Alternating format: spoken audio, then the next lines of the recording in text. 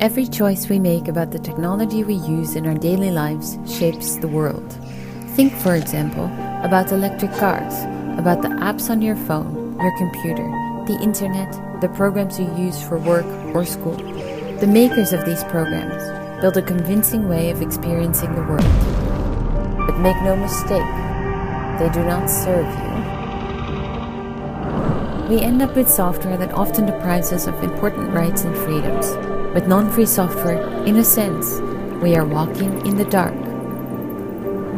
We can't understand today's popular software because it's mostly proprietary, which means our active participation is limited by design.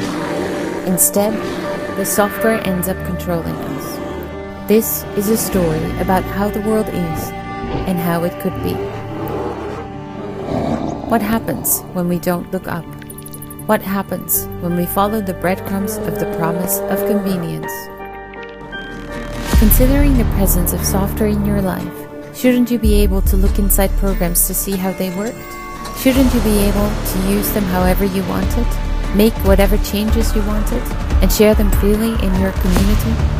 To live in a world where we do control our technology, we need software that is free, as in freedom.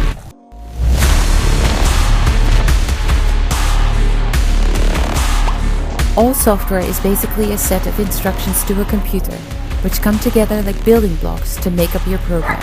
There is a global community of people that believe that software should serve you, the user. That you should be able to freely access, make changes, and share these building blocks to your liking. And when you can, we call it free software. With free software, you can not only check that software does what it says it does, like protect your privacy, you can also adjust it to make it do something new, something creative. You can solve any issue that you can think of. We protect this freedom by using a concept called copyleft. This makes it so that all modified and extended versions of a program are required to be free, as in freedom, as well. Software freedom is worth fighting for. As the user, you have the power to demand change. You can make conscious decisions toward freedom, one step at a time. There are free, as in freedom, programs that you can begin to use today, which provide an ethical replacement for the apps on your computer or phone. Over time, you can replace more and more of the parts of your digital life with tools that respect your freedom and help others to do the same by learning about and advocating for software freedom in your home, school, and workplace.